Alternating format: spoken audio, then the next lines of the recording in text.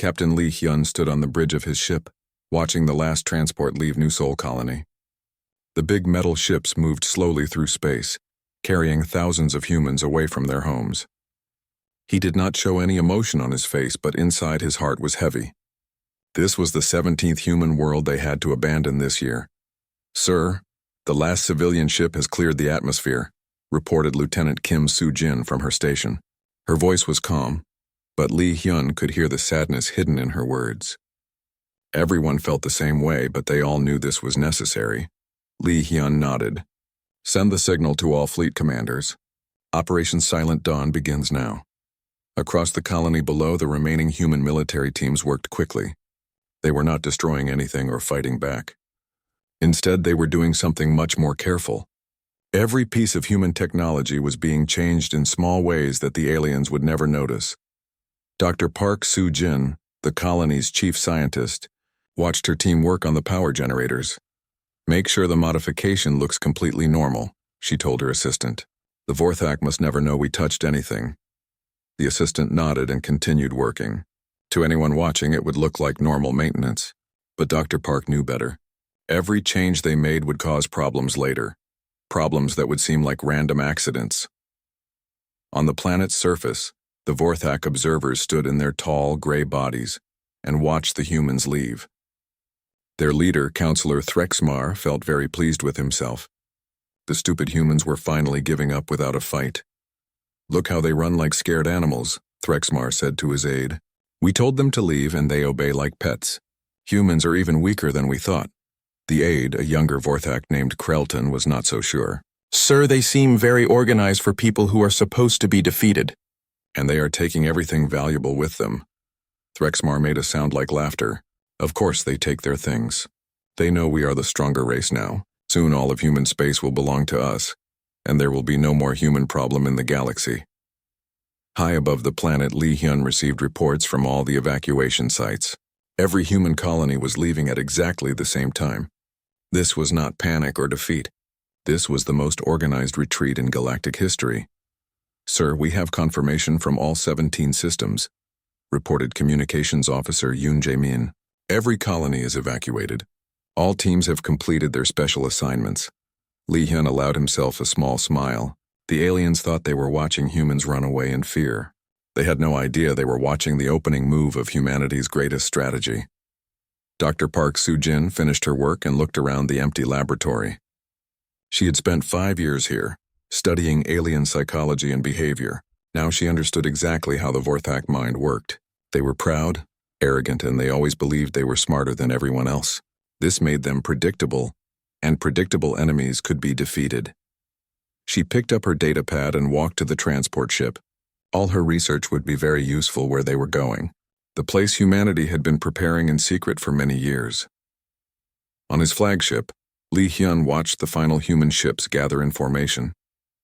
Thousands of vessels of all sizes floated in space around him, cargo ships full of families, military ships protecting them, and science ships carrying the most important equipment and data. All ships report ready for jump. "Sir," announced Navigator Oh Kyung-soo. Lee Hyun took one last look at New Seoul Colony. Soon the Vorthak would land there and claim it as their own. They would think they had won a great victory. They would never suspect that humanity had just made them exactly where humans wanted them to be. "All ships, this is Admiral Lee Hyun," he said into the communication system. "Today we leave our homes, but we do not leave in defeat. We leave to prepare for tomorrow. Set course for Sanctuary. Jump in 3, 2, 1. The space around the human fleet began to bend and twist. In seconds, thousands of ships disappeared into hyperspace, leaving empty space behind. The evacuation was complete. Threxmar watched the last human ships vanish and felt very satisfied. "Send word to the High Council," he ordered.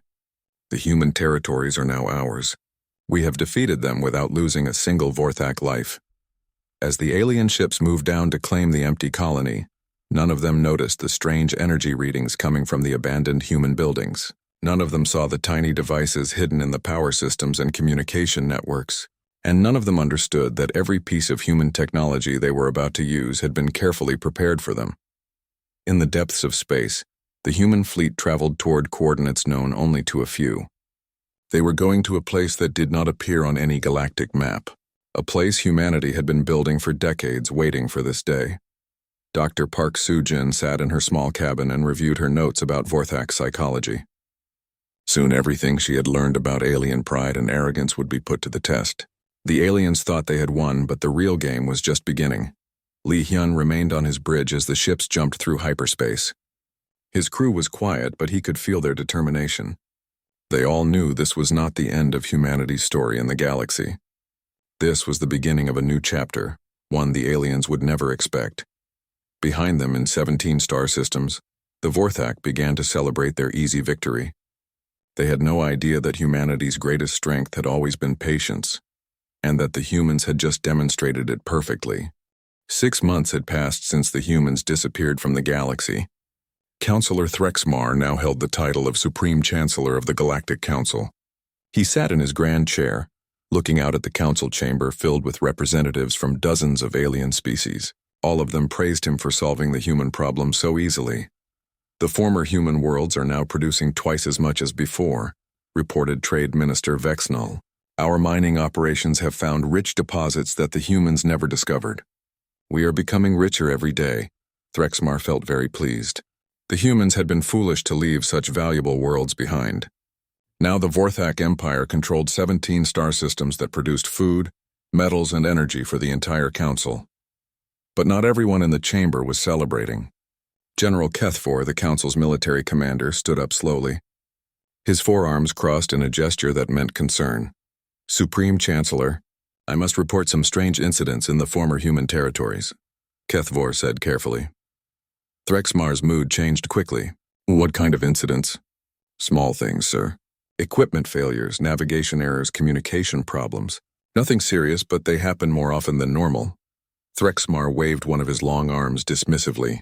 The humans probably did not maintain their equipment properly. Weak races are always careless with technology.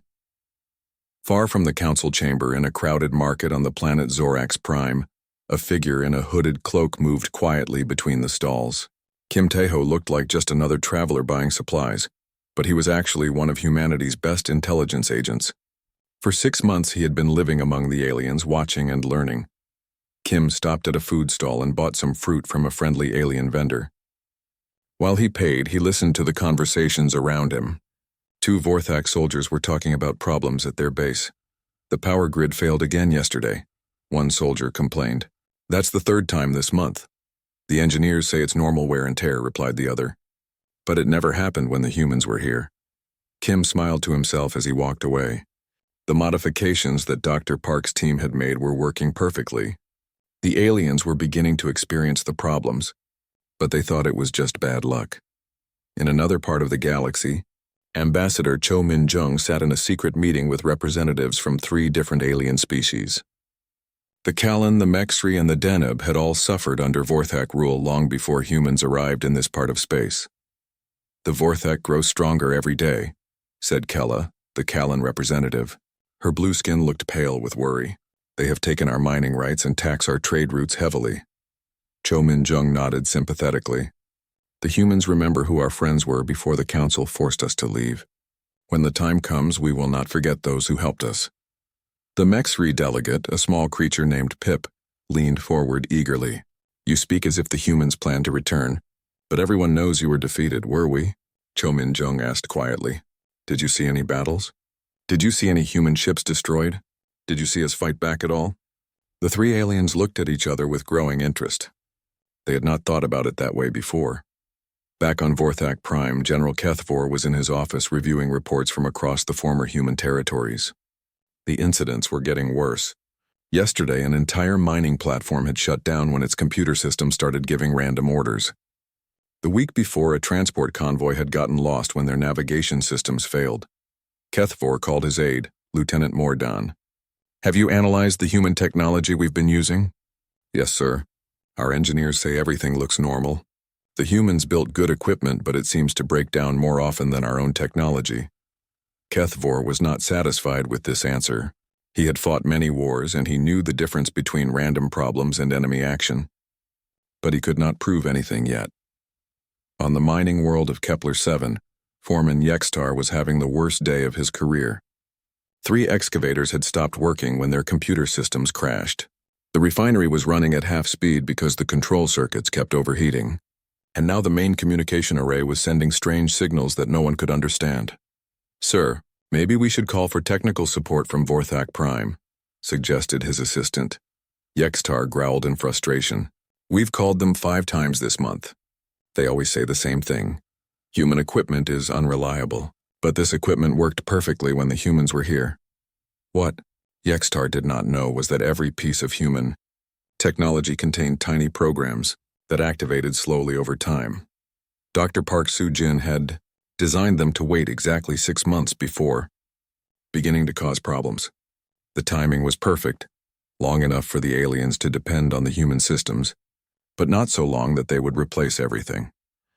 Kim Tae-ho sent his weekly report to humanity's hidden base using a secret communication method. The message was disguised as a normal trade inquiry, but it contained important information about Council military movements and supply lines. The report described how the aliens were spreading their forces thin across 17 star systems. They were so confident in their victory that they were not preparing for any threats. Their ships were busy transporting goods instead of patrolling for enemies. In the council chamber, Threxmar was meeting with his economic advisors. The news was all good, production was up, profits were high, and the other alien species were paying their taxes without complaint. "The human territories have made us the richest empire in the galaxy," reported Financial Minister Trakos. "We should celebrate our success." Threxmar agreed completely. "Organize a festival to honor our victory over the humans. Let all the galaxy see how weak they truly were." But even as the council celebrated, General Cathfor was discovering something troubling. His investigation had found that the equipment failures were not random. They followed patterns that suggested careful planning. Someone had designed these problems to happen at specific times. Cathfor walked to his window and looked out at the stars. Somewhere out there the humans were hiding. He was beginning to suspect that they had not run away in fear. They had left for a reason, and that reason might be very dangerous for the council. Ambassador Cho Min-jung finished another secret meeting with potential allies. More alien species were becoming interested in working with humanity. The Vorthak had been bullying smaller races for years, and many were ready to support anyone who could challenge the council's power. As she walked back to her hidden apartment, Cho Min-jung thought about the message she had received that morning. It was time to begin the next phase of humanity's plan. Soon, the aliens would discover that their easy victory had actually been the first step in their defeat. The galaxy was about to learn that humans were very good at playing the long game. Deep in a star system that appeared on no galactic maps, humanity had been very busy. The place they called Sanctuary was hidden behind a massive nebula that blocked all sensors. Here, in complete secrecy, humans had built something that would change everything. Admiral Yoon Ji-woo stood in the command center of the largest space station ever constructed. Through the huge windows, she could see hundreds of ships under construction. These were not ordinary vessels. They used technology that the galaxy had never seen before. "Dr. Kang, show me the test results from yesterday," Admiral Yoon said to the scientist beside her. Dr. Kang Dong-soo smiled as he activated a holographic display. "The quantum phase drive worked perfectly, Admiral. The test ship existed in normal space and shadow space at the same time. The aliens' sensors could not detect it at all." Admiral Yoon nodded with satisfaction. Humanity had spent decades developing this technology in complete secret. While the aliens thought humans were primitive, human scientists had been making breakthroughs that would seem like magic to other species. In another part of the station, engineer Lim Hai-wan was working on the weapon systems for the new ships. These weapons did not destroy targets with explosions or energy beams. Instead, they changed the target's own systems to work against them. "The conversion field is stable," Lim reported to her team. "We can now turn any alien weapon into a tool that helps us instead of hurts us." Her assistant, Technician Park Min-ho, watched the display with amazement. "So when they shoot at us, their own weapons will actually make our ships stronger?" "Exactly," Lim replied. "And they will never understand why their attacks are failing." Director Nam Yoon-seo ran the intelligence division of Sanctuary. Her job was to study everything the aliens did and plan how humanity would respond. She had been analyzing reports from agents like Kim Tae-ho for months. "The council is becoming overconfident," she told her staff during their morning meeting. They think they are untouchable now. This makes them vulnerable to psychological warfare. Her top analyst, Dr. Bae Song-min, raised his hand. Director, our studies show that Vorthak psychology breaks down completely when they face something they cannot understand. Should we begin the confusion protocols? Not yet, Nam replied. Let them get more comfortable first. The more secure they feel, the harder they will fall when we begin. In the massive shipyards of Sanctuary, thousands of humans worked around the clock. But these were not just any workers. Every person here had been chosen for their special skills and their complete loyalty to humanity's cause. Shipyard supervisor. Lee Dong-wook watched as the final hull plates were attached to the flagship of humanity's new fleet.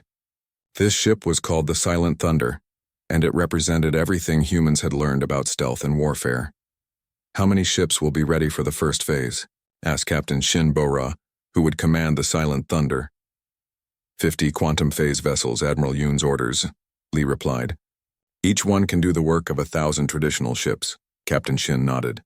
She had been training for this mission for 3 years. Soon, she would take these invisible ships into council space and begin humanity's return to the galaxy. Dr. Kang Dong-soo was also working on another secret project. In his laboratory, he was developing artificial intelligence systems that could predict what aliens would do before they knew it themselves. These AI programs studied every piece of data about alien behavior and found patterns that no living mind could see. Computer, show me the projection for Vorthak military response to supply line disruptions, Dr. Kang said. The AI's voice was calm and clear. Analysis complete. The Vorthak will blame equipment failures for the first 6 incidents. They will suspect sabotage after the 7th incident. They will begin random security sweeps after the 10th incident. This will create fear among their allies and reduce their support by 47%. Dr. Kang smiled. The AI was never wrong about these predictions. Humanity now had the power to see the future of any conflict before it began. In the training facilities of Sanctuary, Agent Bae Jin-woo was practicing a very special kind of warfare. He was learning how to enter alien facilities without being detected and how to make changes that would cause maximum confusion. Remember, we do not want to hurt anyone if we can avoid it.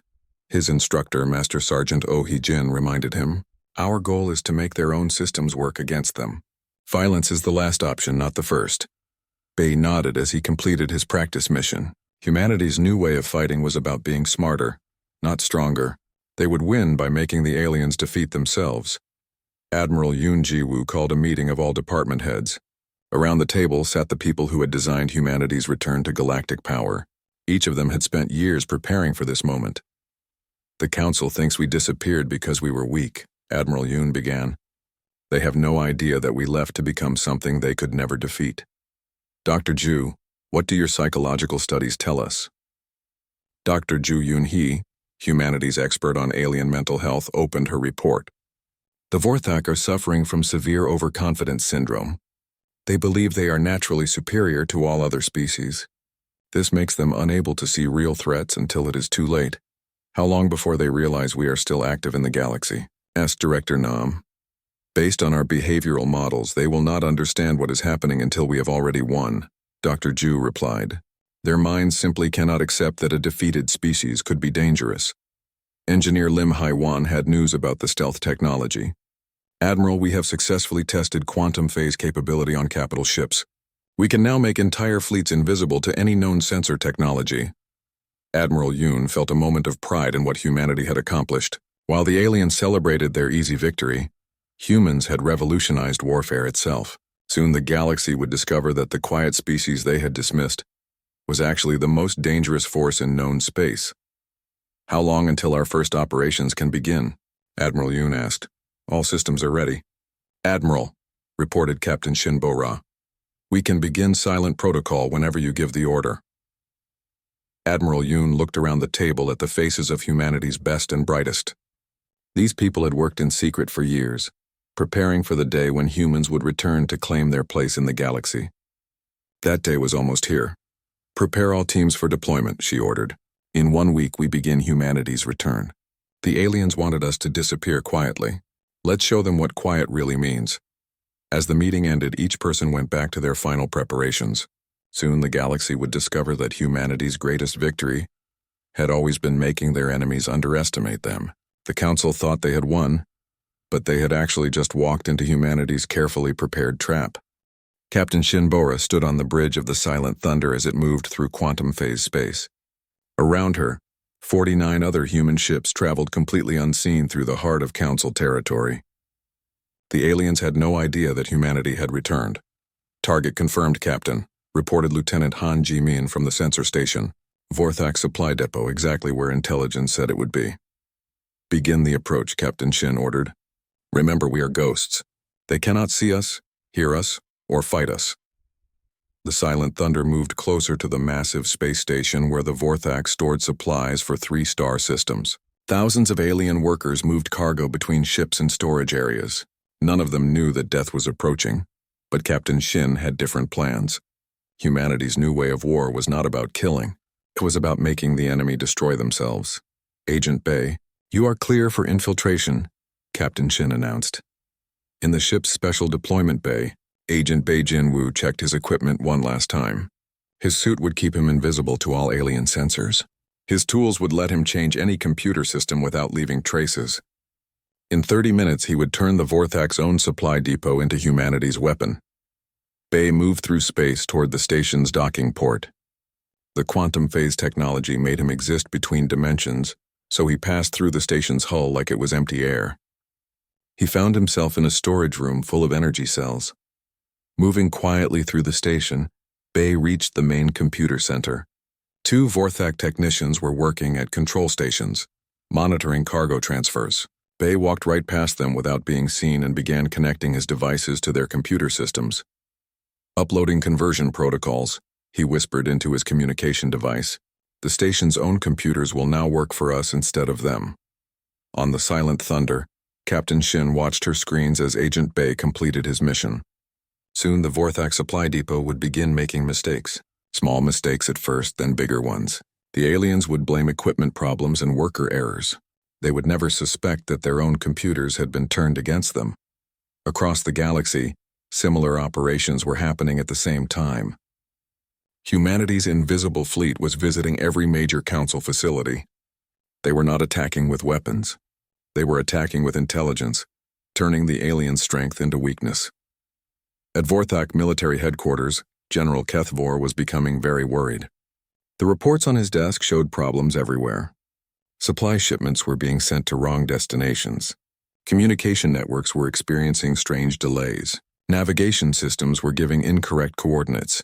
"Lieutenant Mordan, these incidents are not random," General Kethvor said firmly. "Someone is doing this to us." His aide looked uncomfortable. "Sir, our technical teams have examined everything multiple times. They find no evidence of sabotage or enemy action." General Kethvor stood up and walked to his window. In the distance, he could see Vorthak ships landing and taking off from the military spaceport. Everything looked normal, but he knew something was very wrong.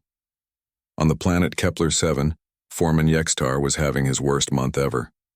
The mining equipment now failed every day. The processing plants shut down randomly. Even the food preparation systems in the worker cafeteria had started making meals that tasted terrible. "Sir, we have lost 40% of our production this month," reported his assistant. "The workers are complaining that nothing works properly anymore." Yextar wanted to scream with frustration. When the humans lived here, everything had worked perfectly. Now, with the same equipment, nothing functioned correctly. What he did not know was that Agent Lee Sunwoo was living in the worker housing complex, disguised as a maintenance technician. Every night, Lee made small changes to different systems. He never broke anything completely. Instead, he made everything work just a little bit wrong. In the council chamber, Supreme Chancellor Threxmar was losing his patience. Reports of equipment failures and system problems came from every corner of the former human territories. His advisors had no explanations and no solutions. "How can the richest empire in the galaxy have so many technical problems?" Threxmar demanded. Trade Minister Vexnall shifted nervously in his seat. "Sir, our engineers say the human equipment was designed poorly. It breaks down more often than our own technology. Then replace it all with Vorthak equipment," Threxmar shouted. "Sir, that would cost more money than the Empire has," replied Financial Minister Trakos quietly. "We would need to borrow from other species, and they are beginning to ask difficult questions about our management." Dr. Ju Yun-hye, watched the Council's emergency session from her hidden observation post. As humanity's expert on alien psychology, she was fascinated by how quickly the Vorthak were breaking down under pressure. "Perfect," she said into her communication device. "The stress is affecting their judgment exactly as predicted. They are starting to make emotional decisions instead of logical ones." Her analysis was being sent to Director Nam Yoon Seo at Sanctuary, who used the information to plan humanity's next moves. Every action was designed to increase the aliens' confusion and fear. On the trading world of Nexus Station, Ambassador Cho Min-jung was meeting with representatives from 12 different alien species. Word was spreading throughout the galaxy that the Council was having serious problems. "The Vorthak promised us prosperity and security," said the Callan delegate Kella. "Instead, we have higher taxes and constant supply shortages." The Mexri delegate Pip nodded agreement. "Our trade routes are becoming unreliable. Ships arrive late or with wrong cargo. The Council blames equipment failures, but we never had these problems before." Cho Min-jung smiled sympathetically. Perhaps it is time to consider that the Council is not as strong as they claim to be. Meanwhile, Kim Tae-ho was spreading carefully designed rumors in alien markets and social spaces. Each rumor was just believable enough to seem true, but strange enough to cause worry. "I heard that Vorthak military ships are getting lost in their own territory," he told a group of alien traders over drinks. "Cousin works at a Council supply depot," another alien replied. "He says their computers have been acting crazy for weeks." These rumors spread quickly through alien society, carried by merchants and travelers to every corner of Council space. Soon, even species that had never questioned Vorthak power were beginning to wonder if something was wrong. Captain Shin Bo-ra received her next assignment from Admiral Yoon Ji-woo. Her invisible fleet would now target the Council's communication networks. They would not destroy the networks, but they would make them unreliable enough to cause serious problems. "Communications are the nervous system of any empire," Admiral Yoon had explained. "When the nervous system stops working properly, the whole body becomes confused and weak." Over the next 2 weeks, the Council's communication problems grew worse every day. Important messages were delayed or lost. Military orders arrived garbled or incomplete. Trade negotiations failed because the different parties could not coordinate properly. General Kethvor finally realized what was happening. The evidence was subtle, but his military experience helped him see the pattern. Someone was conducting a sophisticated attack on Council infrastructure. But when he tried to warn Supreme Chancellor Threxmar, his message was delayed by communication problems for 3 days. By the time Threxmar received the warning, it was too late. Humanity's invisible war had already damaged the Council beyond repair. Their supply lines were failing, their communications were unreliable, and their allies were losing confidence in Vorthak leadership. The aliens still could not see their enemy, but they were beginning to understand that they were fighting for their survival against something they had never encountered before. The humans had returned, and they were winning a war that the Council did not even know had begun. The end came faster than anyone expected. 3 months after humanity's invisible war began, the Galactic Council was collapsing from within. Supreme Chancellor Threxmar sat alone in his office, staring at reports that told the story of complete failure. Every supply line was broken. Every communication network was unreliable. Half of the Council's allies had stopped paying taxes and were demanding answers. The other half were secretly negotiating with unknown parties who promised better leadership. General Kethvor entered the office without announcing himself. His forearms hung limp with exhaustion, and his usual military bearing was gone. "Sir, I have the final report," Kethvor said quietly. 16 of our military bases have gone offline. Our fleet commanders cannot coordinate with each other. 3 entire star systems have declared independence from Council rule. Threxmar looked up with eyes that had lost all their arrogance. "How is this possible?" "We defeated the humans completely. There is no enemy to fight." "That is where you are wrong," said a new voice from the doorway. Both aliens turned to see a human woman in a simple blue uniform walking into the office. President Han So-young moved with quiet confidence, flanked by 2 human guards who had appeared as if from empty air. "Who? How did you get here?" Threxmar stammered, his voice shaking with shock. President Han smiled politely. "We have been here all along, Chancellor. We have been watching, learning, and waiting for the right moment to reveal ourselves. Behind President Han, more humans began appearing in the office. They seemed to step out of the walls themselves. Their quantum phase technology finally revealed. Admiral Yoon Ji-woo, Dr. Ju Yun-hae, Director Nam Yoon-seo, and Ambassador Cho Min-jung all materialized like ghosts becoming solid. General Kethvor reached for his weapon, but found his hand would not move. Dr. Ju Yun-hae held a small device that had frozen his nervous system without causing any pain. "Please do not try to fight," Dr. Ju said gently. "We have no desire to hurt you. We simply want to talk." President Han walked to the large window that showed the Vorthak capital city below. In the sky above the city, something impossible was happening. Thousands of human ships were appearing out of nowhere, their quantum phase drives bringing them back into normal space. The ships were beautiful and terrifying at the same time. They moved with perfect coordination, surrounding every important building and transportation hub in the city. But they made no aggressive moves and fired no weapons. "You see, Chancellor," President Han said calmly, "humans never actually left the galaxy. We simply stepped back to observe and prepare. We wanted to understand exactly what kind of leaders you would become when you thought you had no opposition." Threxmar could barely speak. "The equipment failures, the communication problems. That was you?" Admiral Yoon stepped forward. "Every piece of human technology you took contained systems designed to work against you when activated. We have been controlling your infrastructure for months, learning how your society responds to stress and failure." "But why?" General Kethvor asked, his warrior's mind still trying to understand the strategy. "You could have destroyed us completely. Why this slow defeat?" Dr. Ju Yun-hae answered with the patience of a teacher explaining something to a confused student. "Because destruction would have taught no one anything useful. We wanted the galaxy to see what happens when power is given to those who abuse it. We wanted everyone to understand the difference between strength and wisdom." Through the office windows, they could see alien crowds gathering in the streets below. But these crowds were not angry or afraid. Many of the aliens were actually cheering as they watched the human ships arrive.